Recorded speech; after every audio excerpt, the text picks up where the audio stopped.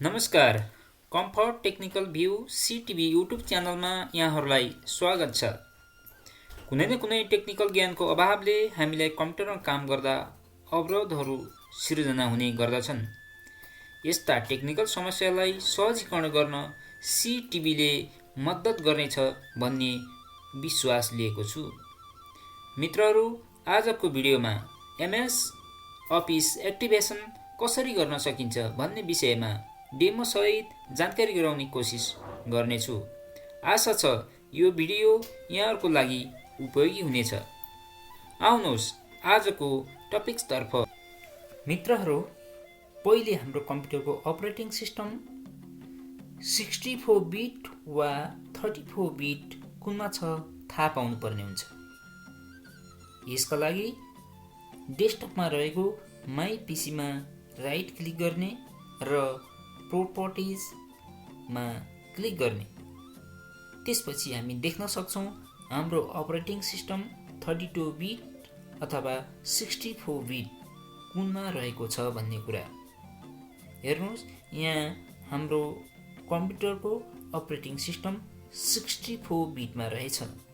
यसै गरी हाम्रो कम्प्युटरमा विन्डोज सेक्युरिटी छ भने इनएक्टिभ र एन्टिभाइरस छ भने डिसेबल गर्नुपर्ने हुन्छ। यसका लागि विन्डोज सेक्युरिटीमा डबल क्लिक गर्ने, डिसेबल गर्नुपर्ने हुन्छ। यसका लागि विन्डोज सेक्युरिटीमा डबल क्लिक गर्ने,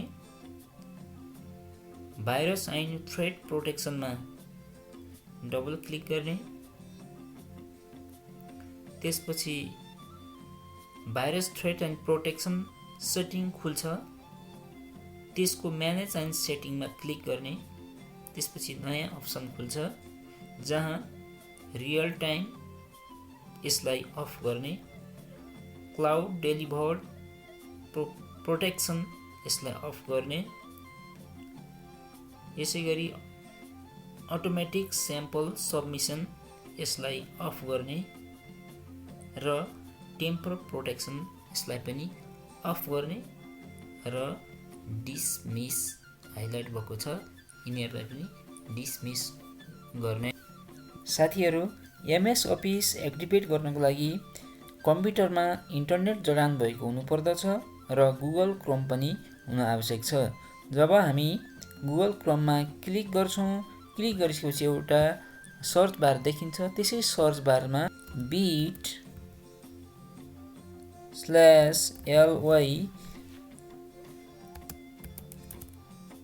अफिस 2019 यस कम्प्युटरमा चाहिँ हाम्रो 19 भएको कारणले, अफिस 19 भएको कारणले हामीले 19 लाई गरौँ। 16 हुनेले 16 गर्नुहोला र 21 हुनेले 21 गर्नुहोला। यति गरेपछि हामी यसलाई टेक्स्ट पनि थपौँ, इन्टर गर्छौँ। इन्टर गरिसके पछाडि हाम्रो यहाँ अफिस 2019 टेक्स्ट एमएस गाइड भन्ने आएको छ। तपाईहरुकोमा 16 आउन सक्छ, 19 आउन सक्छ। एमएस गाइडलाई ध्यान दिउँ र एमएस गाइडलाई क्लिक गरौँ। हाम्रो कम्प्युटर 64 बिट भएको कारणले हामीले पनि 64 बिटलाई नै प्रयोग गर्छौँ।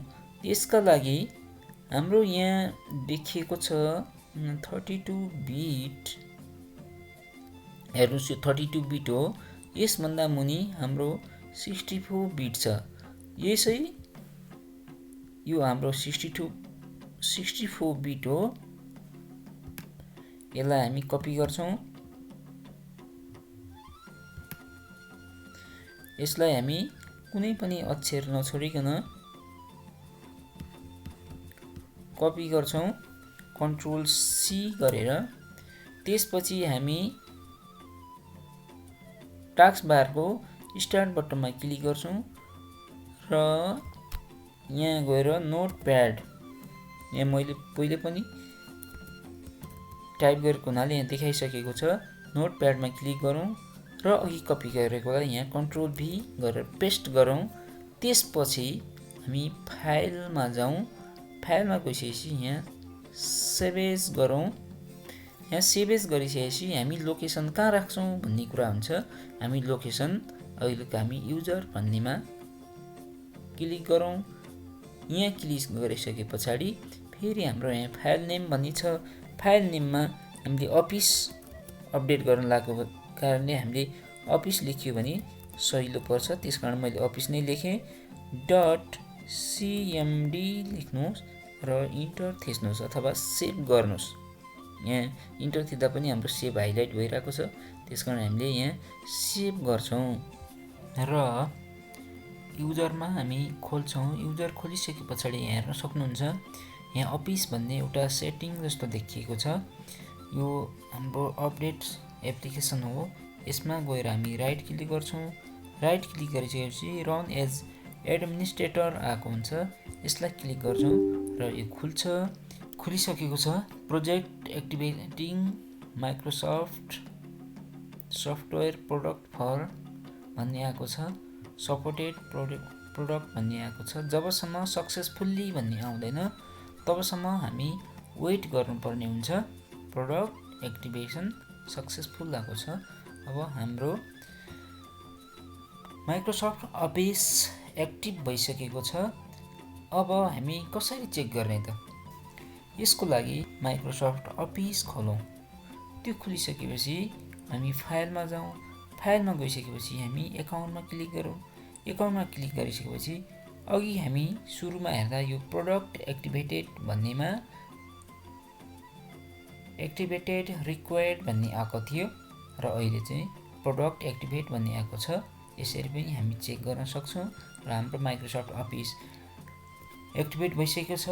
अब हामी चाहे अनुसार माइक्रोसफ्ट अफिस, एक्सेल सिट अथवा हाम्रो पावर पोइन्ट यिनीहरूमा सहज रूपमा काम गर्न सक्छौँ। अब भने हामी एमएस अफिस एक्टिभेट गर्नुभन्दा अगाडि विन्डोज सेक्युरिटीलाई हामीले इनएक्टिभ गरेका थियौँ।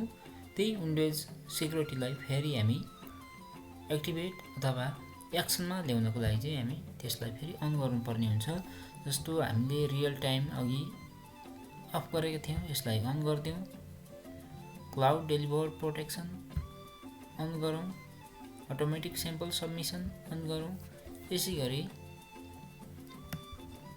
हाम्रो टेम्पर प्रोटेक्सन छ, यसलाई पनि अन गरौँ। अब भने हाम्रो कम्प्युटर हामी सहजै रूपमा सञ्चालन गर्न सक्छौँ। यस्तै भिडियो हेर्नको लागि तपाईहरूको आफ्नै YouTube channel comfort technical view सिटिभीलाई सब्सक्राइब गर्न नभुल्नुहोला र नयाँ भिडियो हेर्न अल नोटिफिकेसन बेलमा क्लिक गर्नुहोला। Thank you watching for सिटिभी।